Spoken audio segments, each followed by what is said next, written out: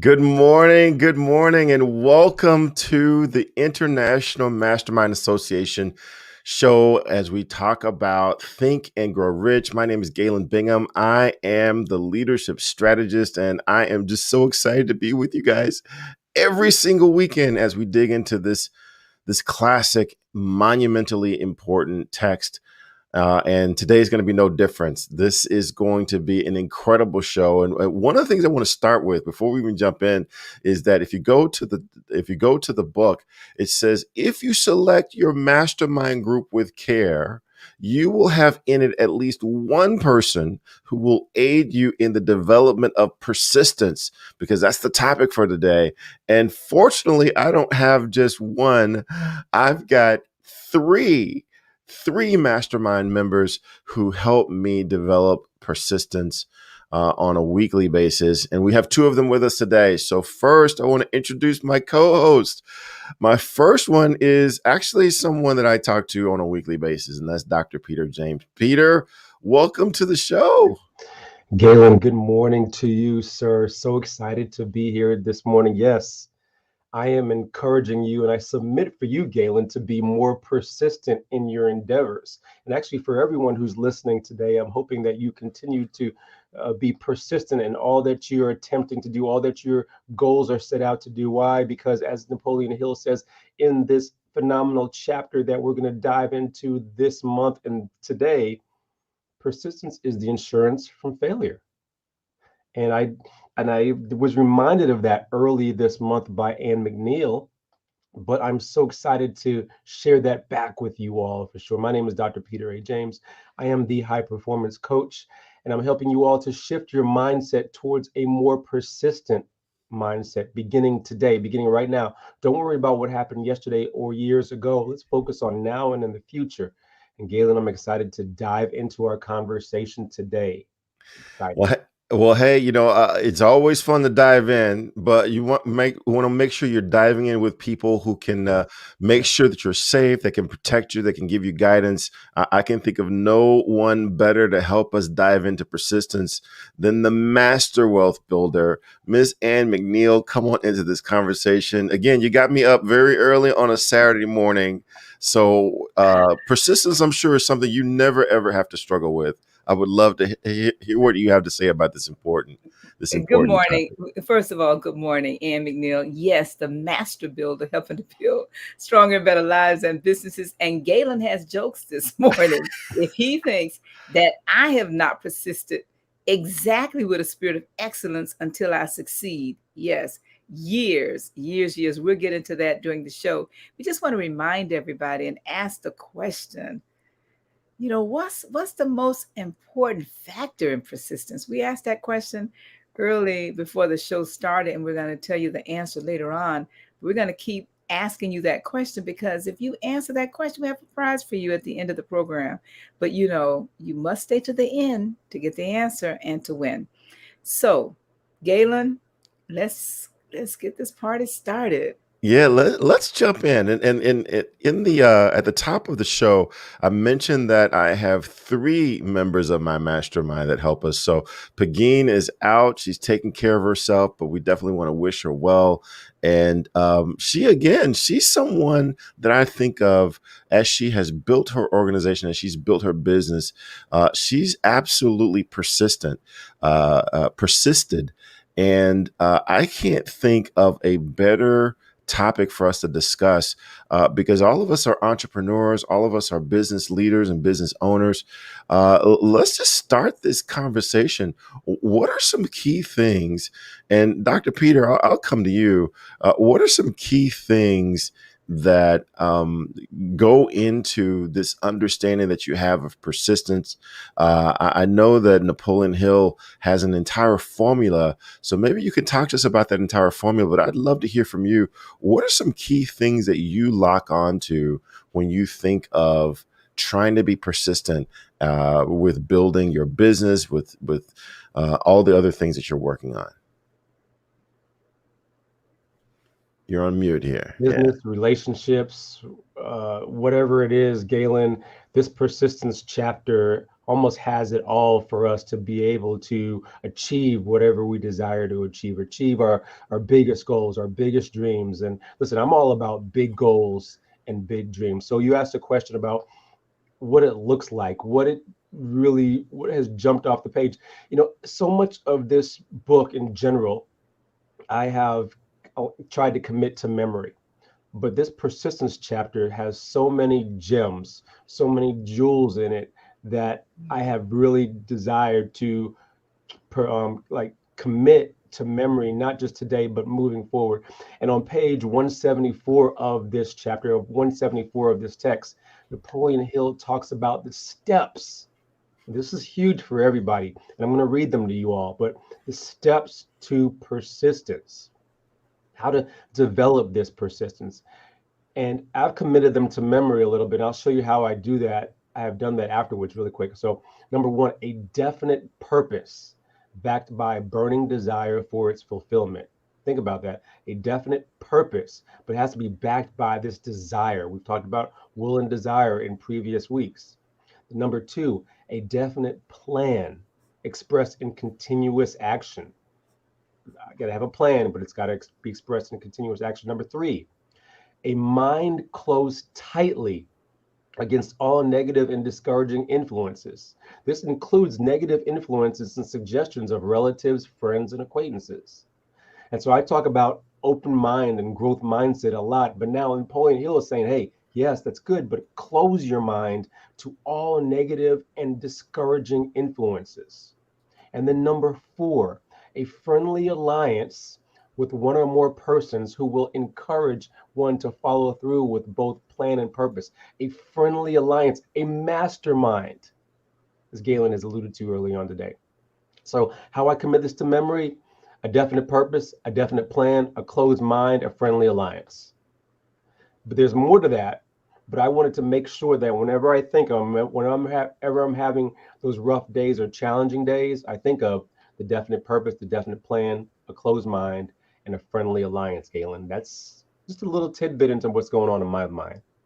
Well, fantastic. Take us into how this fits into the entire formula that Napoleon Hill has captured, because we could, and today we're going to spend all of today talking about persistence, and we could spend all month, we could spend all year talking about persistence, but it fits into a formula. So Dr. Peter, talk to us about the steps of those formulas. Absolutely, indeed. So yeah, this persistence, as much as I have spent time on it, this persistence chapter, this persistence framework is part of a larger environment, a larger text here that Napoleon Hill is providing to us. 13 chapters, 13 steps, 13 principles that he says are the key to success, and that we also say are the key to success, and not just to riches, but the key to success. And this video that we're going to take a look at really quickly kind of really allows us to dive into it, look at it from a big picture perspective. We're also going to make sure that we put a link for this book, this phenomenal text, in the chat so that you can be able to pick it up if you have never picked it up before, or if you know someone else who may desire to have that. So without further ado, let's take a look at this video and see how it applies. Number one is desire. Napoleon Hill said that everything starts with a... Number one is desire. Napoleon Hill said that everything starts with a burning desire, a compelling reason for doing what it is we do. Step two is faith, having belief in our ability to attain that which we desire. Step three is what we call autosuggestion. Autosuggestion simply means being very intentional about the things that we are pouring into our thoughts, into our brains, and into our consciousness. Our brains, our minds will receive everything automatically, but we have to work extra hard to make sure that the positive things are what we are feeding ourselves, because those positive thoughts are going to turn into positive actions. Step number four is specialized knowledge. No one person knows everything, even about whatever their particular area of expertise might be. And the value of the MasterMind principle is using the specialized knowledge of other people. Step number 5 is imagination, the workshop of the mind. Everything starts with our imagination and our thoughts, the burning desire to transform those thoughts into our reality. In order to do that, we have to take a look at step 6, which is organized planning. That is how we crystallize our desire into action, organizing ourselves. Having the thought and not acting on the thought isn't going to get us anywhere. We have the thought, we go through the organized planning to transform that thought into action. Step number 7 is decision. What Napoleon Hill said is the mastery of procrastination. Napoleon Hill said that the antidote to procrastination is simply to make a decision and then move on that decision. Step 8 is persistence. We have to have a sustained effort which is induced by our faith in order to achieve our goals. One of Napoleon Hill's books I love, even the title, 3 Feet from Gold. Those people who became rich during the gold rush in the Wild Wild West days didn't do that because they were necessarily smarter or had better information than anyone else. It's because they stayed just a little bit longer. Sometimes people left when they were just literally 3 feet from gold. So hanging in there, being persistent, is step number 8. Step number 9, the power of the mastermind, the driving force. None of us can accomplish anything on our own. Everybody, I don't care who you are, from the most prominent person to the person who might be considered the lowest on the totem pole, everybody has someone who helped them get to where they are.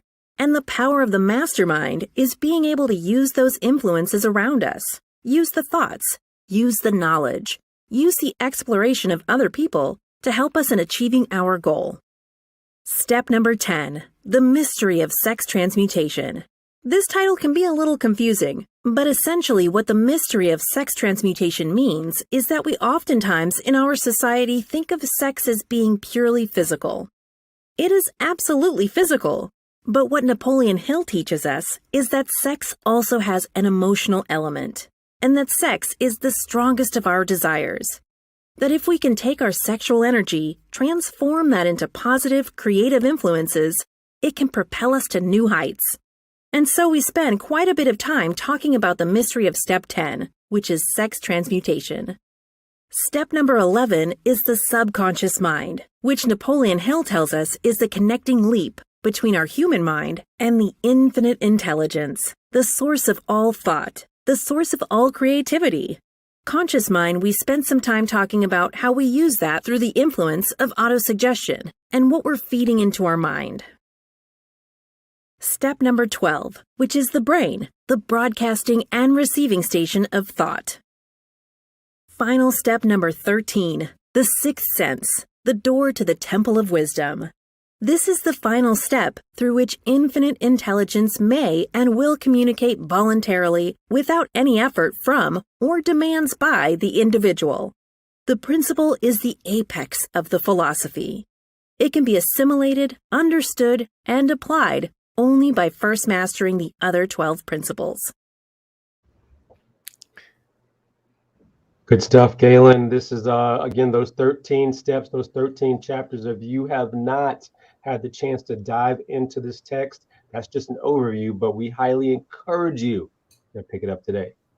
Galen, back to you. All right. Hey, look, I've got 2 business owners. I've got 2 entrepreneurs, leaders on the line here. And so I'd love for us to dive into something that I hinted with Miss Ann about.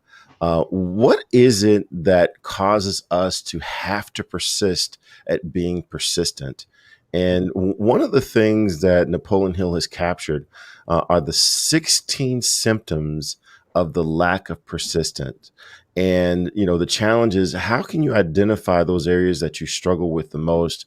And I would love to hear from both of you, which of these tend to be the most challenging for you? And how do you guard against this lack of persistence that we all struggle with? And I'll just share with Ms. Ann, I'm going to come to you first, but I want to just top line share these 16 symptoms of the lack of persistence. The first is failure to recognize and clearly define exactly what one wants. Number 2 is procrastination. Number 3 is the lack of interest in acquiring specialized knowledge.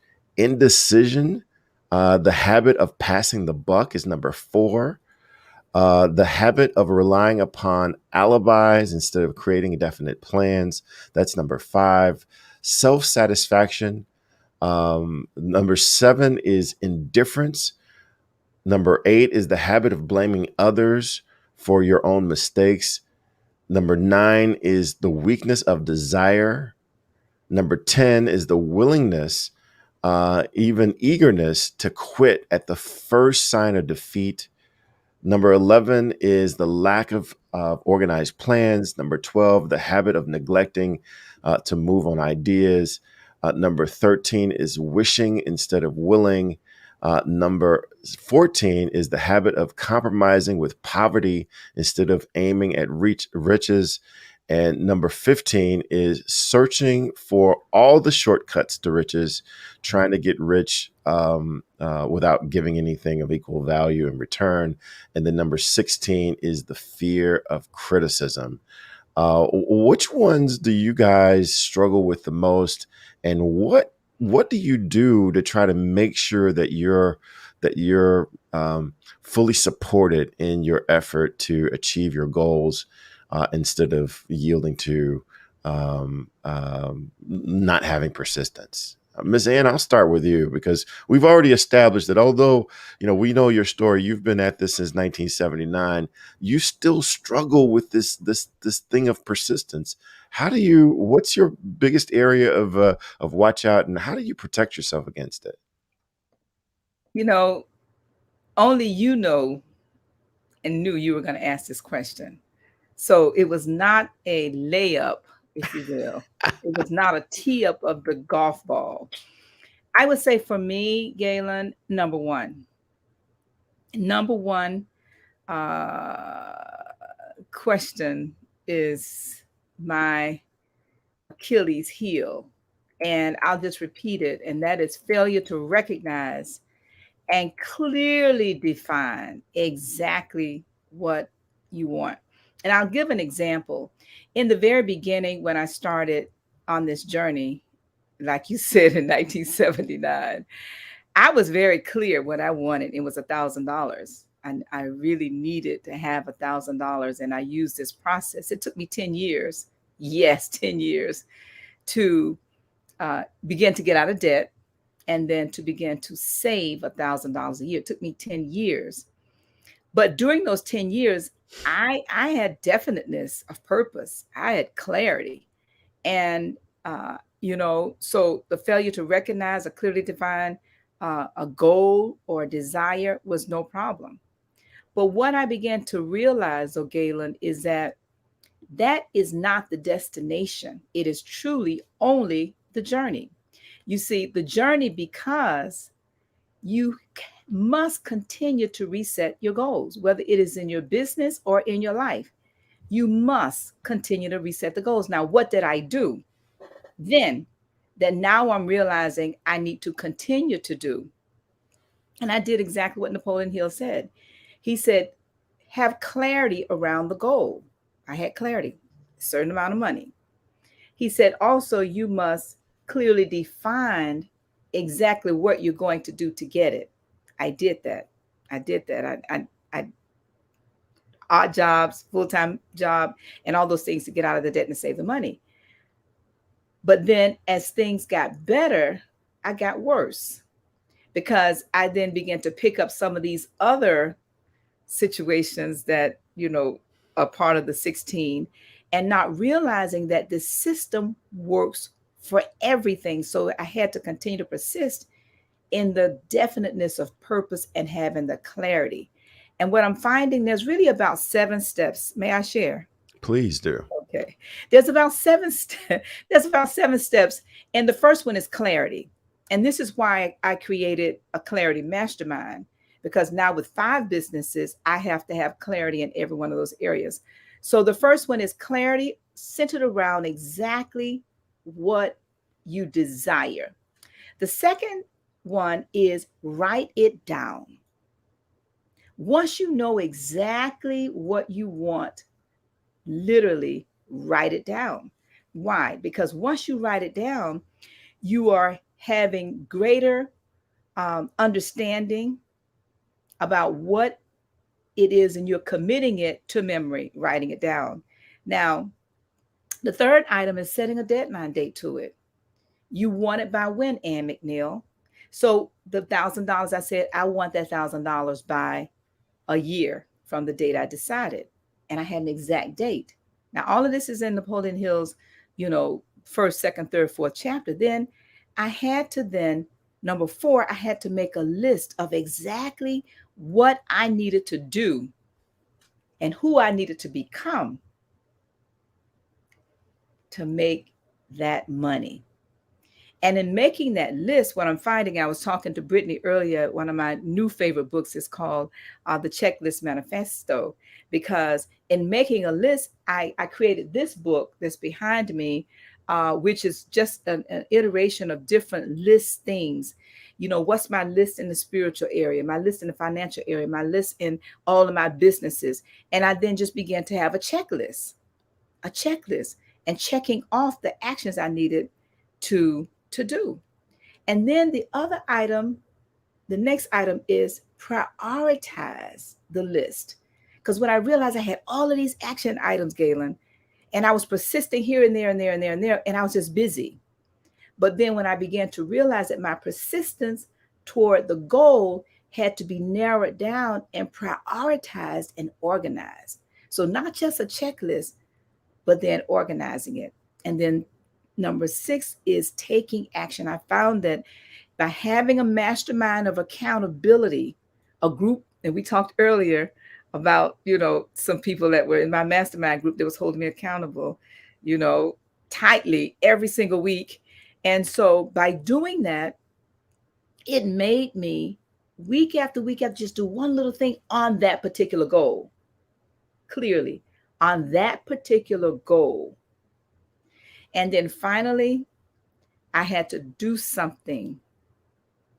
I had to do something in making sure that I continued to look way out in the future. And that's where I made the mistake in persisting early in my career, Galen. I didn't have a long range plan enough. So then I looked out 40 years. I'm in that 40th year now. So now with the vision, I'm looking out 100, 50, 20, 30. Why? I won't be here, but what am I persistently creating for those who are coming behind me? And so I shared with you earlier before the program. So I think that this is one of the most critical principles, because the author actually says, Napoleon Hill tells us in the very beginning of this principle, he said, persistence really is nothing more than sustained induced faith. So if you have faith, you can persist. If you have persistence, you must have faith. So those would be my, that would be my response. Number 1 is my issue. Gotcha. Wow, that's big. And to know that you've been at this for 40 years and number 1 continues to be something that you have to guard against. And one of the things that you mentioned is the importance of an accountability partner, and importance of people that will hold you accountable. Dr. Peter, you and I connect on a weekly basis, sometimes multiple times a week. What are some of the areas, or what's one of these symptoms that you tend to have to watch out for in your own life? You're doing a lot. You're a professor. You're an entrepreneur. You hang out with speakers, and you're a dynamic speaker. What are some of the things that you struggle with from this list? Yeah, such a phenomenal list there, Galen. Those of you, again, who have not seen this list, page 170, 171 of Think and Grow Rich dives into some of these challenges. I will start out by saying this, Galen. We are inundated in our lives with negativity from all sides, right? Think about it. The news, media, social media. Oftentimes, friends, relatives are who have your best interest in mind, but oftentimes how it's delivered may not be as positive as it could be. So just think about that. We continue to hear that over and over again. So it's important to be cognizant of that, number one, and then to make sure that you overcome that, especially for your brain, moving forward. And it's not just a matter of just saying you're going to do it.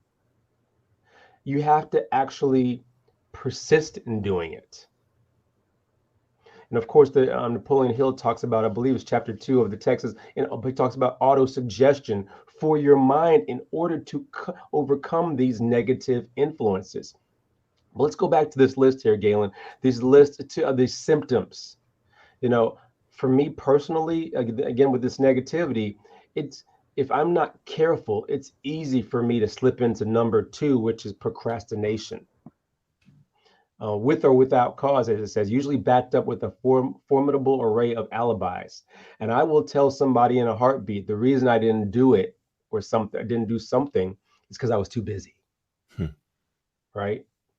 And again, how many of us can say that, especially around our goals and our dreams? The reason that we haven't made one step further or taken another step is because we've been too busy doing something else. I also want to incorporate and bring into this conversation number 15 and 16 that plagues a lot of us in society and has hurt me before in the past. Number 15 is, get ready for this, because a lot of us in society are affected by this, searching for all the shortcuts to riches, trying to get it without giving a fair equivalent. We have these get rich schemes on social media day in and day out, hitting us, bombarding us. And if you don't have a definite plan in place that you are following, that you are persisting in following, it's going to be easy to deviate to one of those other strategies or one of those other get rich.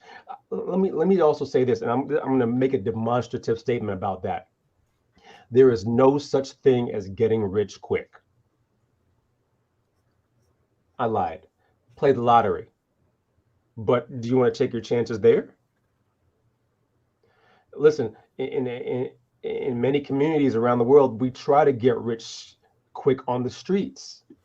How does that usually end up? There is no such thing. So why not follow the plan and be persistent? And lastly, number 16, fear of criticism. This is for somebody who's listening. Fear of criticism, which can lead to a failure to create plans and put them into action because you are afraid about what somebody will say to you.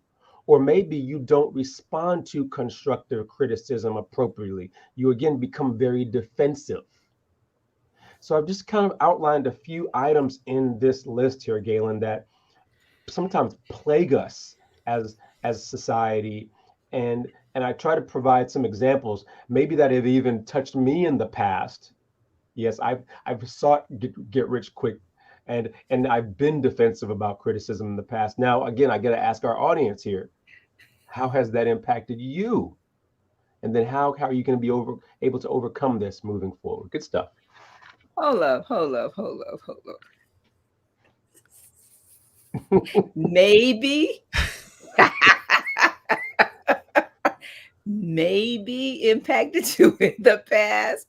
I think your title is Dr. Peter James. Are you serious? Maybe? Peter, really? I'm trying to be gentle here, Ann McNeil. I'm just trying to be no. So Galen, this is the conversation we were having while you were out. So no, you can't be gentle. You have to be you and persist in that authenticity, because that struggle, that challenge, that problem, and the overcoming of it is your persistence to have achieved and continue to achieve everything you're achieving. And so, inquiring minds want to know how did you do it? How do you continue to do it? Oh, wow. And Galen, if you don't mind, I was just thinking back as Peter was talking, back to the answer, the question you asked me, and I gave you that response about number one. And then I realized that's why I created the Clarity Mastermind, because I didn't have clarity. And so we, as you may know, we're doing an exercise right now. Thank you, Johnny Lloyd, for that. Thank you. But we're doing an exercise right now in the Clarity group where we're actually doing the 30-day test from Earl Nightingale. And one of the first things he asks you to do is take a card and write your one goal. And I would tell I'll tell the world what happens for many busy people like me and like some of us, whoever you are, A-type personalities. We have so many things. Mhm. That's a priority. That's a goal. So my first 30 days, I got an F because I couldn't come up with one thing. He said, this is going to be a hard test. Take 30 days and write one goal you want to achieve. On the front side of the card, on the other side, he said, write, ask and you shall receive, seek and you shall find, and knock and the door shall be open unto you. That's it. So we went into another 30 days. And guess what? I got another F. Don't laugh. This is real. So ask the audience. Let's ask the audience, what are you persisting toward?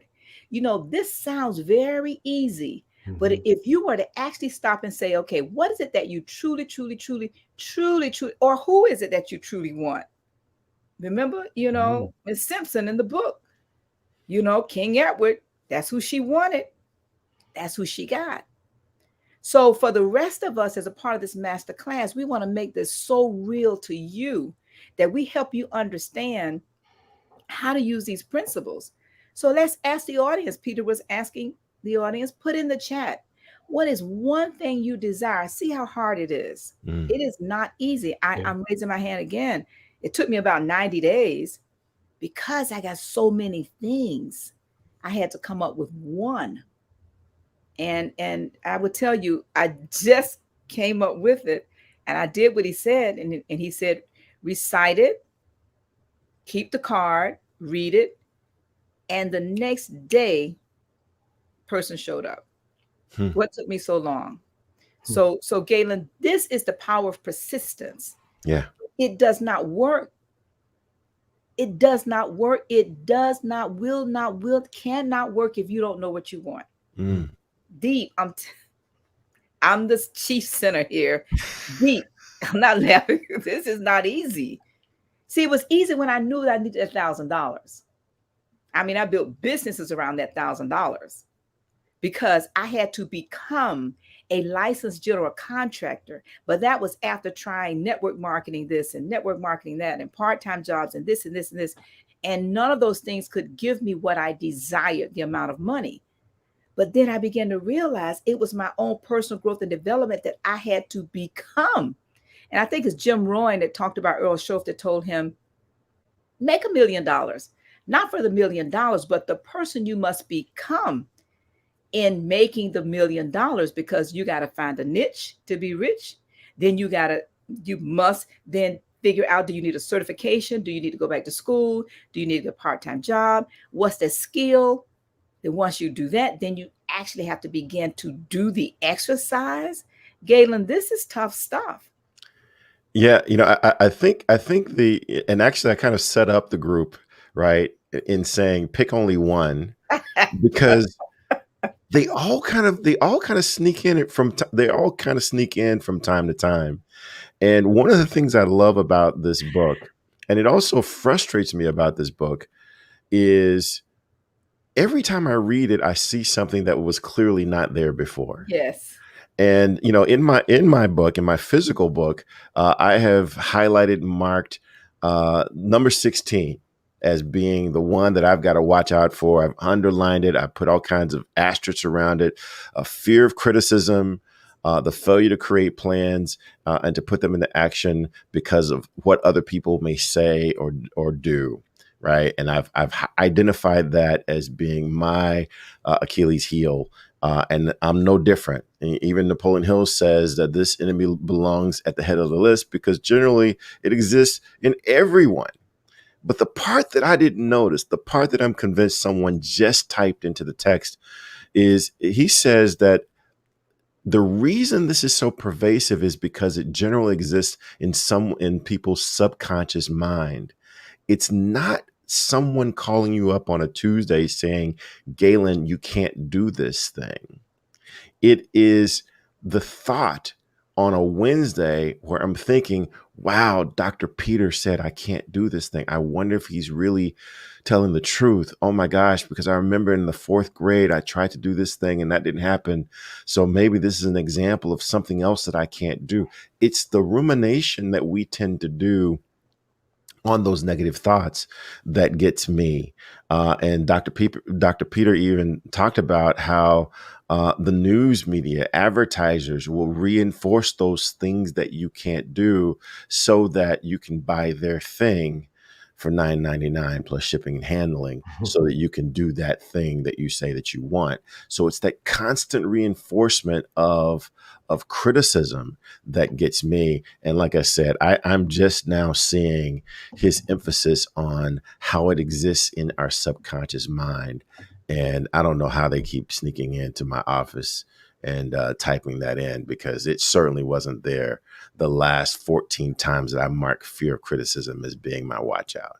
Hey Galen, let's stay there for a quick second, if that's all right, because this fear of criticism, this fear prevents so many people from going after their goals or dreams, going back to school, pursuing a relationship, going to take trips, going to go after jobs. And oftentimes when you ask them, hey, what are you afraid of? They really don't know. But what they are afraid of is this criticism, embarrassment, how it's going to make them feel if somebody says, hey, what happened? Where are you with this?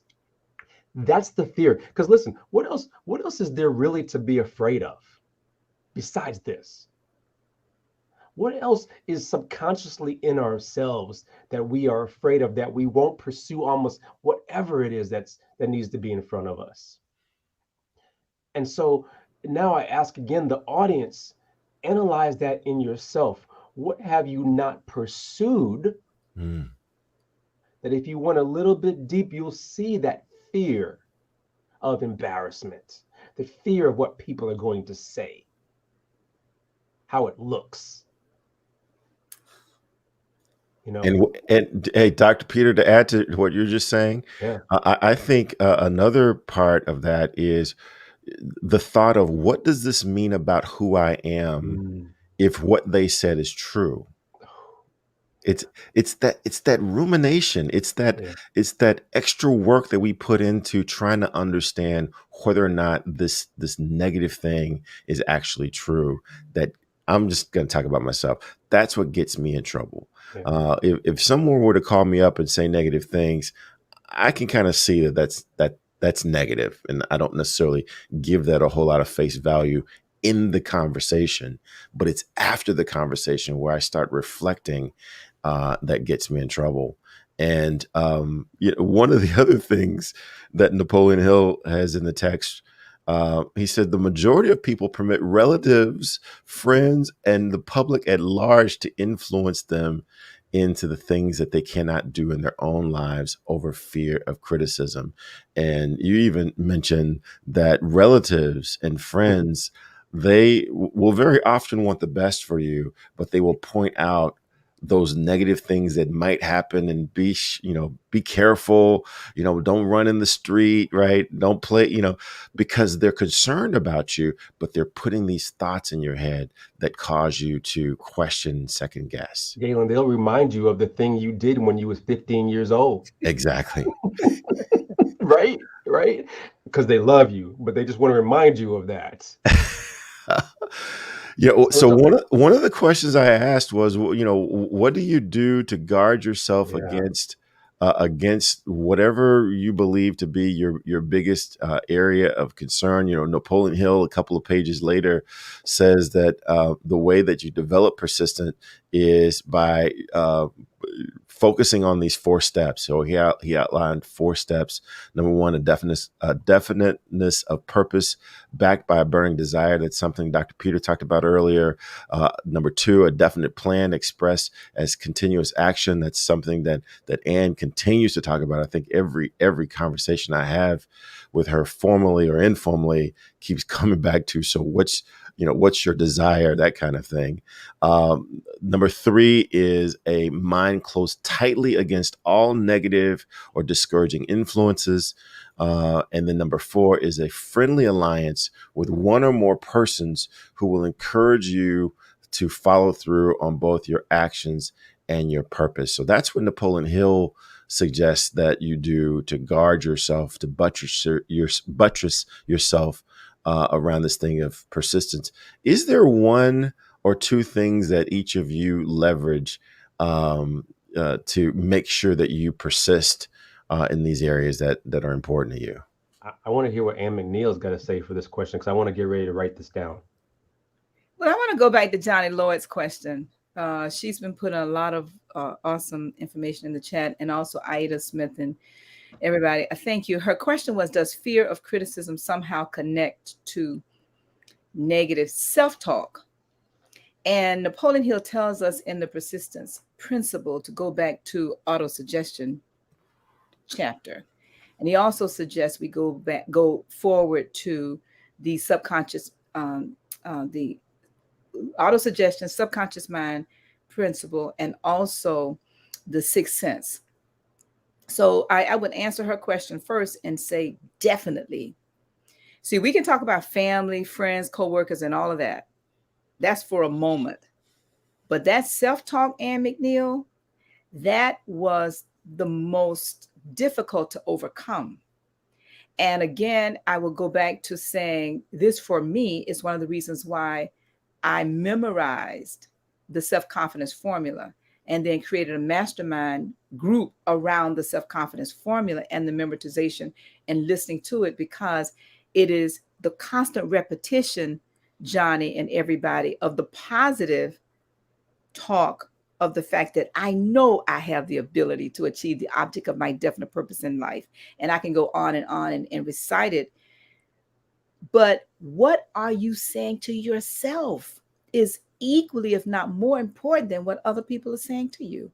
And sometimes we think it's hocus pocus or something like that, to have this affirmation. But the other book says that faith cometh by hearing and hearing and hearing. And oftentimes we think it's only the word of God. No, it's not. It is hearing the affirmations and the positive words that you want. Now, where do you find those words is in the Word of God. But where do you find those words? In a lot of different places. And the Word of God is one place to find them. Now I can go to Galen's question, but I wanted to just make sure that I answered her question, because we're asking the audience to also share. But Johnny and Aida and Jada and Doretha and everybody, we're asking you to put in the chat, please. Now, this is me talking. Please put in the chat your one thing that you'd like to achieve. And trust me, whatever it is in the universe. So it's not like somebody's going to steal it, because it's yours and nobody can take from you what's for you. So Galen, now what was your question? Yeah. So what was your question? Yeah. So what do you do to persist in being persistent? And Napoleon Hill gave us 4 things that we should do. And I think you've kind of talked about that already, but what are the key steps that you take in order to persist in being persistent? Galen, I would tell you, it is having clarity around not just what I want. And I'll use an example. May I? Please. Okay. I own a construction company, and I wanted a particular project at our airport, at Miami International Airport, because 35 years ago, I'd worked on that project, and I realized that it was very profitable. Very profitable. And so I decided and I wrote down as a part of my company goals that I wanted that particular project. Now, 35 years, Galen. How many? 35 years. 35 years. I persistently, yes, I did. I persistently worked on getting on that contract. Now, every time I bid it, nothing. Every 5 years it would come out and I team up with somebody and nothing. Team up with somebody, nothing. Team up with somebody, nothing, nothing, nothing, nothing, nothing.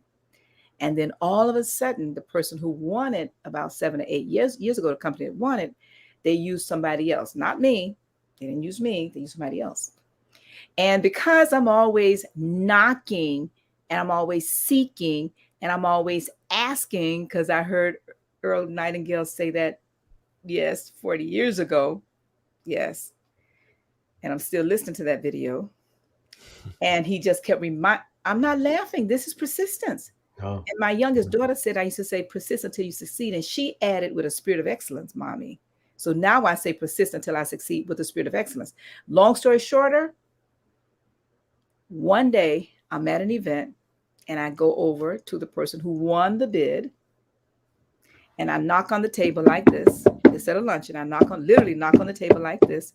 And he looks up and he said, oh, because he knows I'm going to ask the question. I'm asking. The answer to your question, Galen, is ask, seek, knock. Anyone order you want to put that in? Any order. Ask, seek, and knock. So I literally knocked on the table. And he looked up and I said, I'm just still, I'm still seeking that opportunity. He said, this must be your lucky day. That's what he said. Because the person who we teamed with quit this morning. Wow. Wow. Wow. No. Definiteness of purpose. Yes. And let me tell you what I told the owner. That's the airport. I will be here for the next 30 years. Yes, I will. So that's just one example of persistence. And in every single person listening to us, you are persisting on something. And Galen, you talked about the commercials. And I want to remind us, and going back to what Johnny Lloyd asked, and thank you, Laverne Blackwood, for your one thing. And let me put it in the atmosphere. She said, my one thing is to have 10 new clients by the end of the first quarter. You got to give us a date, Laverne. What's the first quarter? What's that? Quarter 2. We don't know what that is, Laverne. You have to say, the book says, Napoleon Hill says on page 28, he says an exact date. So thank you so much for sharing. And if you can give us an exact date, thank you. And Jada says, I want a microphone in my hand, being the sought after paid MC host. Excellent. A microphone in your hand.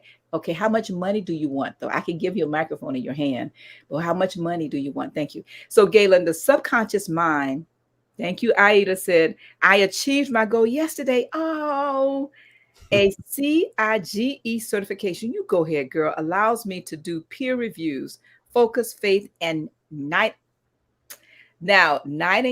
Thank you, Aida. So, yes, she's a part of the Clarity Mastermind, and she's our guest next week. Mm-hmm. Okay. Yes. Okay. I'm getting ahead of myself. I'm so excited. So, Galen, I just want to make sure I mention this. Advertisers are paid not millions, but billions of dollars to control our mind, to have us to persistently be impacted on what they want us to buy. Mm-hmm. My question to all of us is, how are we reprogramming with the subliminal seduction of our own? Come on now, somebody. What you want to offset that advertisement? What is it that you're doing and saying and writing to yourself? Because I thought when the Nightingale said, oh, read it. And I'm, want to be cute. Oh, well, I don't need to read. Yes, Ann McNeil, you need to read. And so what I started doing, he said, I started writing it every day. And my desire, which was, my goal was to have 10 paid retreat attendees. And just this week, two showed up. Two showed up just this week after I started following the instructions. Yes, Clarity Mastermind does. I just started following instructions myself. It works. It works if you work it. It Only works if if you you work work it. it. And Miss Dawn said one thing, and good morning, welcome to the show. She's new. She said one thing: to build affordable housing while documenting the journey via video by April 12th, 2024. Excellent, excellent, excellent, excellent. Lakeisha Poplar says, my one thing: 5 new agents by December 2021. Excellent, excellent, excellent.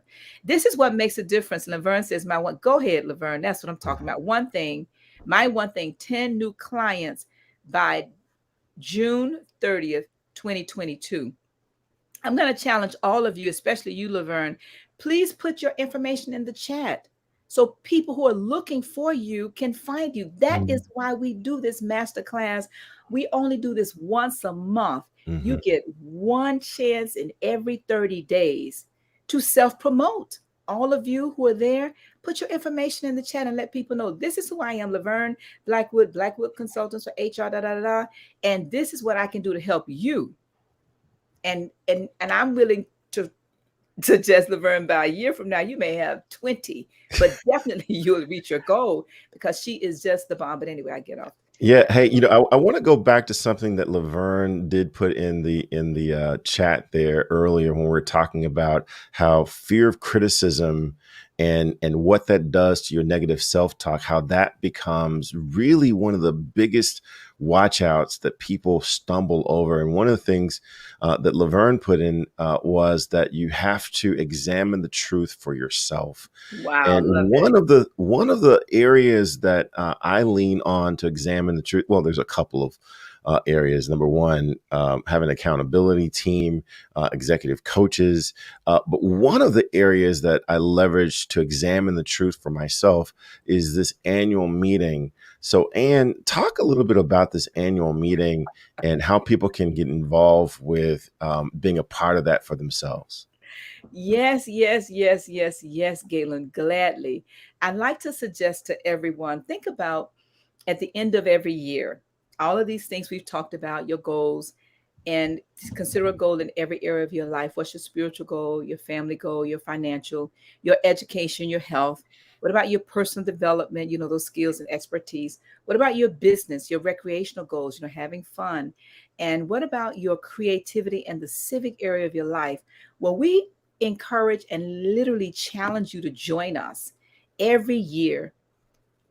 January 2022, we will be in Boca Raton, Florida at the Embassy Suites from January the 7th. That's a Friday where we have open mic.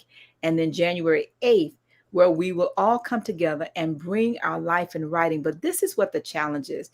Imagine at the end of December 31st, 2021, before you got a chance to go into 2022, you had to give an account for every goal you put in the chat. Come on, somebody. Everything you put in the chat, every goal you said or you wrote about your family and your financial and your spiritual life and all of these things. Imagine if you could not get another 365 days to go into 2022 if you did not keep your commitment to yourself. Let me say it again. Imagine if you didn't keep your commitment to yourself in 2021. Imagine that there's a tribunal and a tribe of people. Yes. And they get to determine whether or not you get to come into the next year based upon what you did in the previous year. Well, that's what our annual meeting experience is like.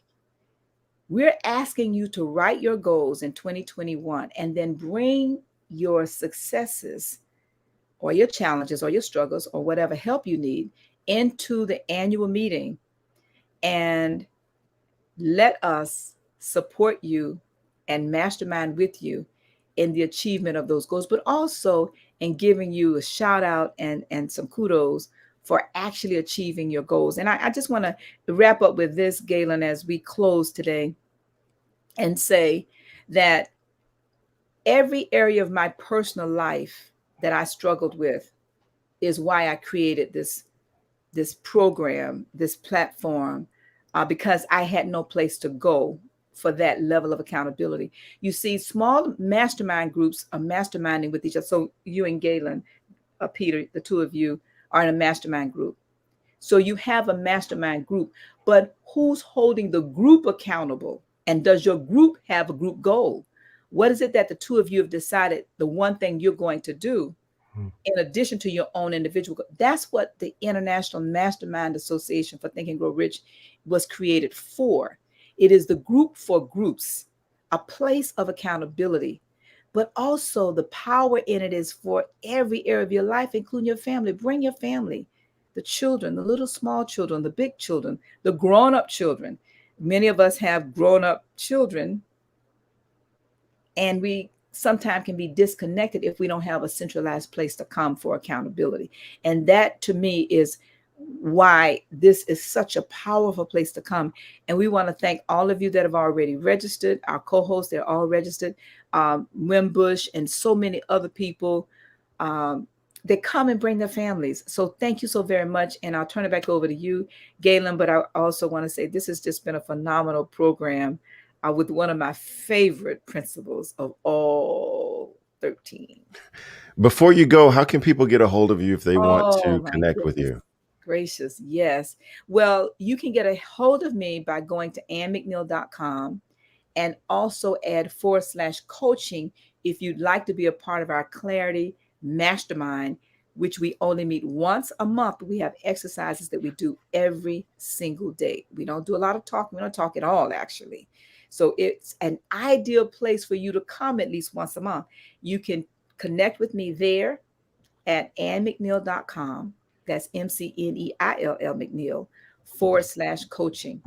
And awesome program, Galen. Thank you. All right. Dr. Peter, final word wow. for you, and how can people get a hold of you? Yeah, good stuff there, Galen. I love what Ann has mentioned about the subliminal messages that seep into our subconscious on a regular basis. For me, how I'm able to overcome those affirmations. Yes. Affirmations. And here's the funny thing about affirmations. When I was younger, I thought people who recited affirmations were a little bit interesting. Now I'm that guy. And I recite them regularly. Yes. The positivity, the demonstrative, the action-oriented affirmations that I live by on a regular basis that allow me, as one step in allowing me to accomplish my goals and my dreams. So now again, I gotta ask all of you who are out there, what are some things that you do to overcome these subliminal messages that continue to hit us left and right, even when we don't even know it? So my name is Dr. Peter A. James. I am the high performance coach, helping you to shift your mindset. You can find me on any social media platform at Dr. Peter A. James. That's at DrPeterAJames. I'm hoping you really got some value out of today's session. Galen, I know that I did. Well, fantastic. Well, this has been an incredible show, and we hope that this has given you the encouragement to persist in following these steps because they work. They absolutely work. I don't even know that I know how they work. I just know that they seem to work. My name is Galen Bingham. I am the leadership strategist. I enjoy being with you guys every week on this show.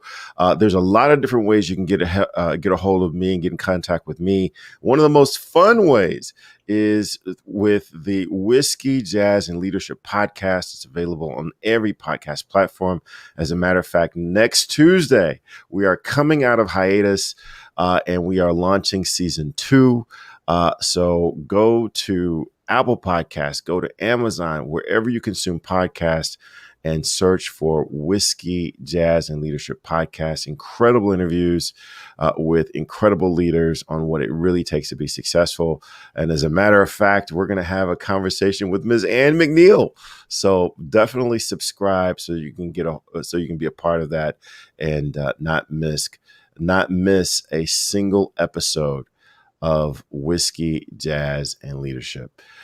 So again, Great conversation. I love hanging out with Ms. Ann McNeil and Dr. Peter James. I love hanging out with you, and I would challenge you to be with us every Saturday morning at 8 a.m. Eastern Standard Time when we jump into a new element, a new chapter, a new principle of Think and Grow Rich. And next week, we're going to be talking with Ms. Ada Smith, who is actually in the chat today, participating, and definitely looking forward to that conversation.